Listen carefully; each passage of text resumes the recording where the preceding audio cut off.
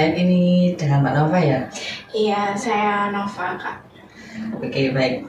Di sini Mbak Nova udah semester 5 ambil jurusan BK ya kalau nggak salah. Iya, saya sekarang semester 5 ambil jurusan BK, bener kok. Angkatan 2023 kan Mbak Nova? Iya. Ya. Baik, untuk di sini tentunya Mbak Nova kan bukan hanya stay saja dengan saya, tetapi juga Mbak Nova ini tentunya ada hal yang ingin disampaikan kepada saya. Iya, Betul ada. begitu Mbak Nova? Iya, benar. Oke, baik, sebelum Mbak Nova menceritakan permasalahannya Mbak Nova, saya di sini sebagai konselor yang bisa menjembatani Mbak Nova. Selesai tidaknya permasalahannya Mbak Nova itu tergantung pada Mbak Novanya sendiri. Paham? Iya, paham. Oke, baik. Di sini saya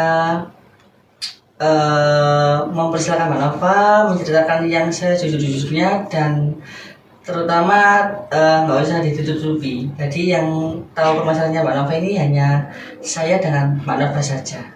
Oke, jadi gini Kak, kejadiannya sebenarnya udah lumayan lama ya. Waktu itu kejadiannya itu waktu saya SMP. Waktu SMP, saya pulang sekolah. Dan pulang sekolah itu pulang sendiri, naik sepeda hotel gitu. Nah, di perjalanan waktu mendekati rumah saya kan itu harus lewatin sawah-sawah dulu ya.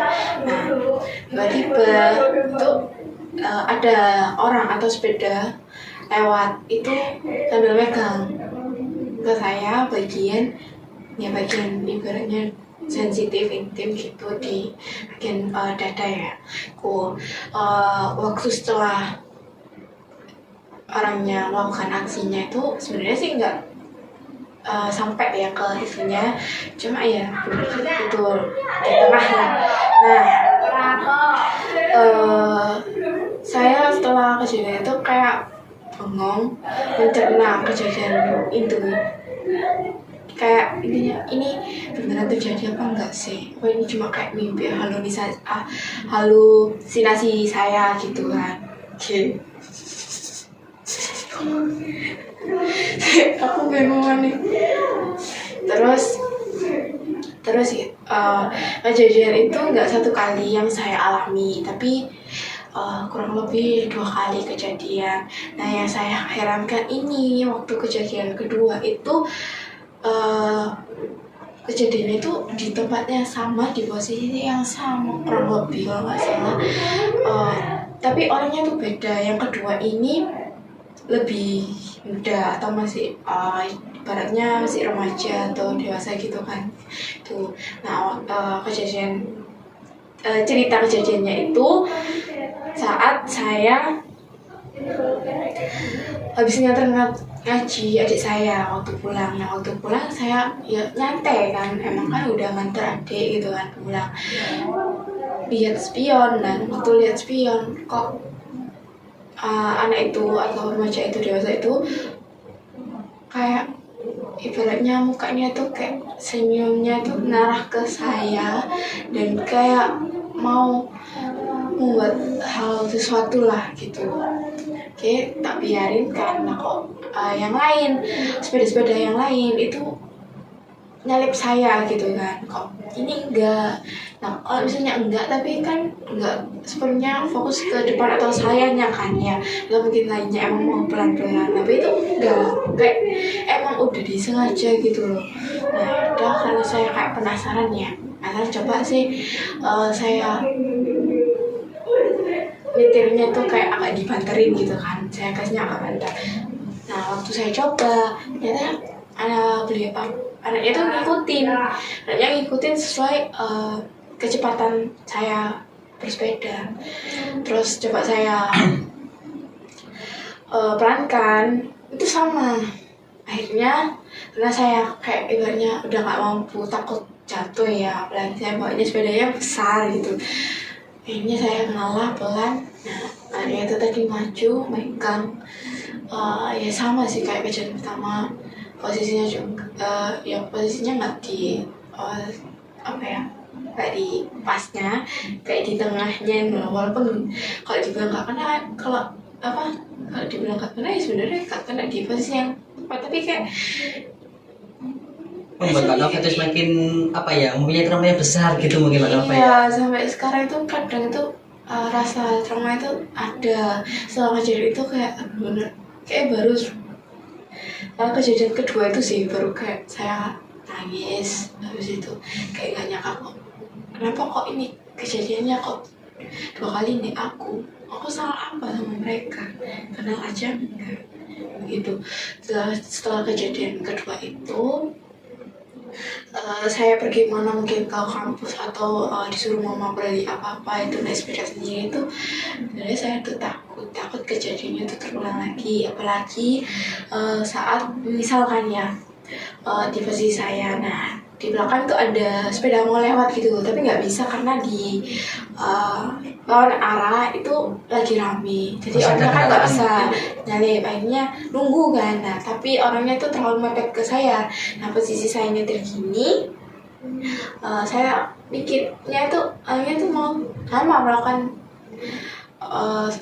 orang sebelumnya melakukannya yang sama seperti saya. Akhirnya saya otomatis kayak ibaratnya tubuh saya atau tangan saya itu tiba-tiba menciut gitu, kayak ibaratnya melindungi itu benar-benar sering terjadi. Mungkin sampai sekarang sih masih keras masih sering terjadi juga walaupun nggak sering sih sebenarnya gitu. Jadi secara tidak langsung ini Mbak Nova ini apa ya Mbak Nova, mempunyai trauma yang besar terhadap saat Mbak Nova ini berpengendara sepeda motor sendiri, apalagi di jalan sepi gitu ya Mbak Nova ya. Takutnya hal-hal yang seperti itu terulang lagi kepada dirinya Mbak Nova gitu ya Mbak Nova ya. Iya.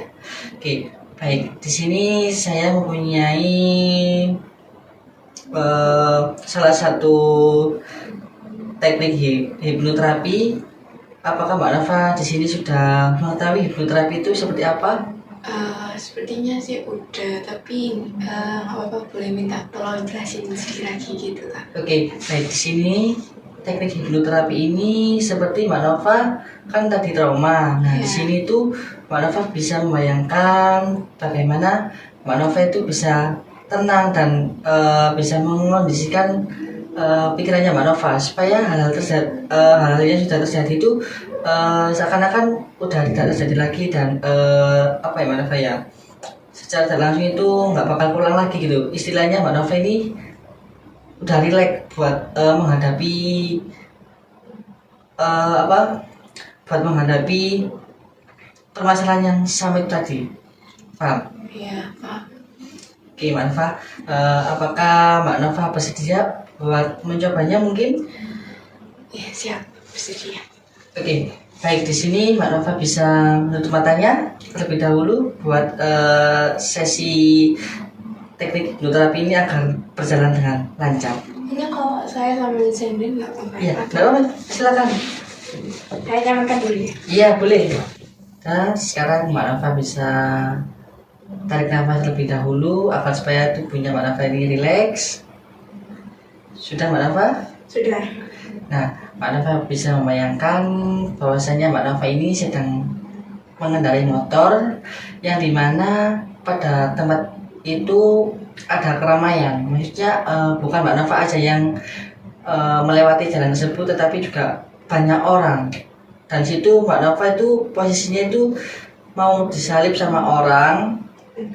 Sesuai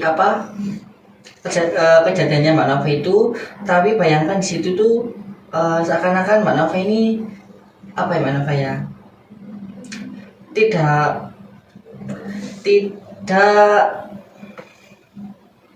tidak mungkin terjadi hal-hal yang sama kepada dirinya Mbak Nova. Sudah? Berarti bayangin hal-hal itu rame gitu ya? Iya. Nah, ketika saat Mbak Nova disalib, Mbak Nova bisa merelakskan pikirannya Mbak Nova agar hal tersebut itu tidak terjadi lagi kepada dirinya Mbak Nova, dan Mbak Nova itu bisa mengendarai motor dengan senyaman mungkin dan setenang mungkin. Tidak ada hal-hal tersebut itu menghampiri Mbak Nova lagi. Sudah Mbak Nova? Sudah. Nah, sudah. Sekarang Mbak Nova bisa memejamkan mata secara perlahan.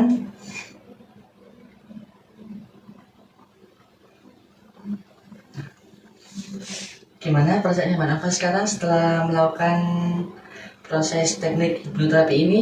Apakah masih ada yang mengganjal atau gimana mungkin? Udah sih, cuma mungkin kalau misalnya terlalu posisi sayanya mepet juga ya, misal kayak masuk kelas, masuk kuliah, terus tiba-tiba gitu, mungkin kayak untuk merefleksikan diri, untuk menenangkan diri. Kalau orang yang mepet itu nggak akan mengulangi kejadian itu seperti orang-orang sebelumnya, gitu tuh kayak masih belum bisa sih.